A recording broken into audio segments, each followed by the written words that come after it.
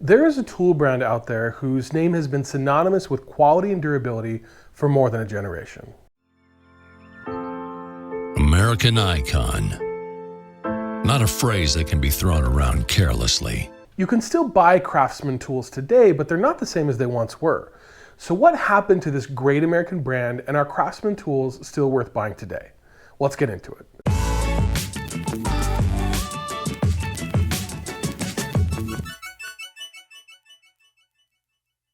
Craftsman tools have a rich history dating all the way back to 1927, when Sears, Roebuck & Company registered the trademark. A guy named Arthur Barrows, who was head of the company's hardware department at the time, was fond of the name Craftsman, and so they acquired the rights to use it from the Marion Craftsman Tool Company for $500. Initially, Craftsman tools found their place among farmers, but gained prominence when automobiles became more popular and people needed tools to fix them. For the next few decades, Craftsman tools underwent quality improvements, including the addition of chrome plating, and became popular with professionals and DIYers alike. There were a few factors that made them so popular. First of all, they had just about everything. In fact, flipping through this old Sears catalog from the 1950s, you can see that they have everything from hand tools to drills and other power tools. In fact, this right here is my jointer, and I still use it all the time.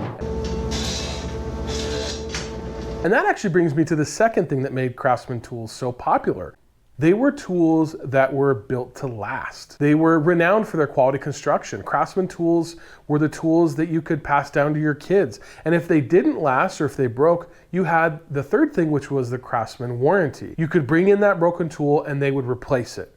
It's what made Craftsman tools really so popular with everyone. Now, Craftsman tools were also made in the US, which really wasn't that unusual for the time because most things back then were made in the US. But beginning in the 1970s, that started to change, and it really took off in the 80s and the 90s especially. Tool manufacturers were looking for ways to reduce costs, and the first way they did that was by using inferior materials and components. That's really when people started saying, hey, they just don't make them like they used to. I guess they just don't make them like they used to, huh? And the second thing that manufacturers started to do was to manufacture overseas. Now, Craftsman was one of the last holdouts, but they struggled to compete.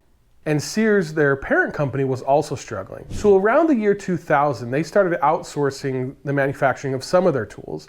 And then in 2010, they outsourced the manufacturing of their ratchets, sockets, and wrenches to China and Taiwan, although some of their large mechanic sets were still being made in the US. Now, to be clear, outsourcing doesn't always equal lower quality. In fact, when I think of outsourcing, I often think of that scene from Back to the Future where they're in the cave with the DeLorean and Doc pulls out the microchip that's causing them problems and says, "No wonder this circuit failed. It says made in Japan." And Marty says, "What do you mean, Doc? All the best stuff is made in Japan." Now, if you remember, this dock was from 1955. Unbelievable. Just a few years after World War II. But Marty was from the 1980s. Japan had had decades to recover and by then was making really good stuff. Today we can get a lot of quality stuff from China and Taiwan, but in the early 2000s, China and Taiwan was the Japan of the 1950s.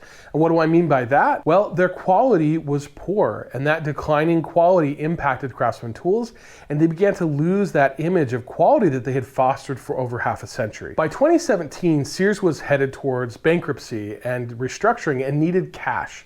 And so they decided to sell off the Craftsman brand to Stanley Black & Decker for $900 million. And then by 2019, nearly all of Craftsman tools were being manufactured overseas. But they had a plan to change that.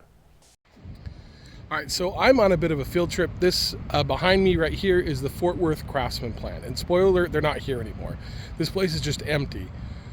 In fact, I tried to get closer, but the security guard shooed me off the property, so I'm on the sidewalk. They had intended for this plant to bring back Craftsman's American manufacturing heritage, but it didn't work. Not for lack of trying or money for that matter. This site is actually 425,000 square feet, and they spent $90 million to build it. And when they opened it, they eventually planned to have over 500 employees. Now that's great. They call this reshoring, right? Bringing back American manufacturing and bringing back American jobs. And that's a great thing to try. There were a few problems though. The factory was meant to be fully automated, But setting something like that up is actually really difficult, and it takes a lot of time and a lot of money. And the pandemic threw off their timetable, and they weren't able to test the machinery like they needed to. They also had to get new tooling from overseas, which was really hard during the pandemic because of all the supply chain issues that they had. They were able to make some sockets, but they were never able to churn out any wrenches or ratchets. And so ultimately in 2022, Stanley Black & Decker decided that they needed to reduce their costs, citing the decreased demand from the pandemic. And so they ultimately closed down the plant in 2023. Now they blame a lot of that failure on the pandemic, and maybe that is the cause. It certainly didn't help. But for whatever reason, the factory now sits here empty. Today, Stanley Black & Decker is opening new factories in Mexico, and they're trying to reduce their footprint in Asia. This is something that economists are calling friendshoring, which is still offshoring because you're manufacturing outside the US, but instead you're doing it with allies and friends rather than with rivals like China. Mexico is also much more attractive due to its proximity and how that impacts the supply chain going forward. If there ever were to be challenges like there were in the past, you wouldn't need to wait for a literal slow boat from China to get what you need. This attempt by Craftsman Tools to onshore their manufacturing also highlights some of the difficulties. We as a country are not really set up for manufacturing anymore, and that could have dire consequences for our future. Now, I'm not saying that this is going to happen, but if there ever was a conflict between China and the US over Taiwan or anything else, I fear that they could outproduce us, much like we were able to outproduce Germany and Japan in World War II. What happened to Craftsman is merely just a symptom of a much larger problem. Now, it's a delicate thing to manage because while we may want to pull away manufacturing from China or other rivals for strategic and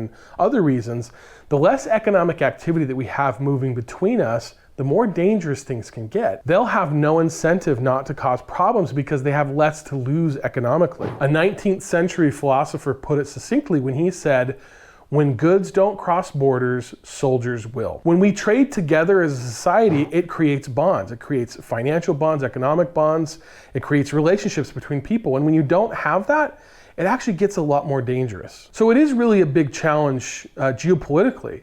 And if you think of other countries right now, say Russia, for example, that has tons of sanctions put on them, and for good reason, they have no incentive to work with us. They have no incentive to not cause problems and not cause issues because we've already done our worst, right? And so with China, the same thing could happen, but it could be much worse because they are such a superpower, and that can be really challenging for us going forward. So while it is good for us to pull back, for us to pull away, and for us to friendshore and reshore and really build our manufacturing base in the US, we have to be careful not to do that too quickly, not to sever those economic bonds so much that they have no incentive not to invade Taiwan, so that they don't have incentive to not cause problems in the region and to not be a menace. But let's get away from geopolitics and let's get back to Craftsman Tools. So where we sit with Craftsman Tools today is that they are one of the main tool lines sold at Lowe's. They have a huge selection there. The quality, though, is something that I'm not really sure about. To me, they seem just like any other generic tool company. In fact, if you happen to have some experience with the new Craftsman line, I'd really like to know your thoughts. So leave me a comment and let me know. Are their tools better? Are they the same? Are they worse? Are they better than other brands? Let me know. Now, one last thing to mention here is their warranty. Now, as I said before, that was one of the main reasons why they sold so well in the past. And the big question today is whether they're still going to honor that warranty on tools that were sold years ago. Now, if you ask them, they say yes, but it's not as easy as it used to be. In the past, you could just head on down to your local Sears and you could make that exchange. But today, things are different. Today, you have to go to what they call a stocking retail partner to get a part replaced, which Lowe's, as I understand, is not, because they don't have the same SKUs, they don't sell the same products exactly.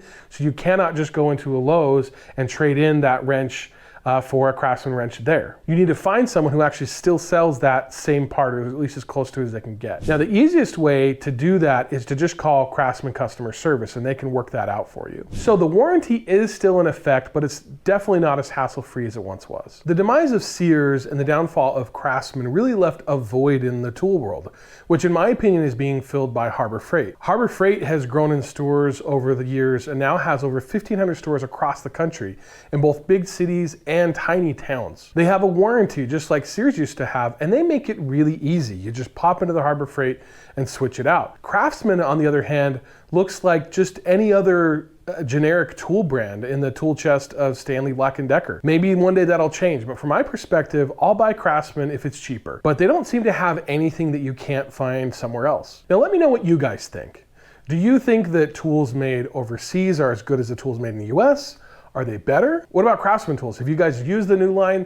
Do you like them? Leave me a comment and let me know. Also, if you have a story to tell about your favorite Craftsman tool or your favorite Craftsman tool memory, add a comment below as well. I'd love to read those stories. As always, be sure to hit that subscribe button, hit that like button, and check out this playlist all about Harbor Freight. And I'll see you in the next one.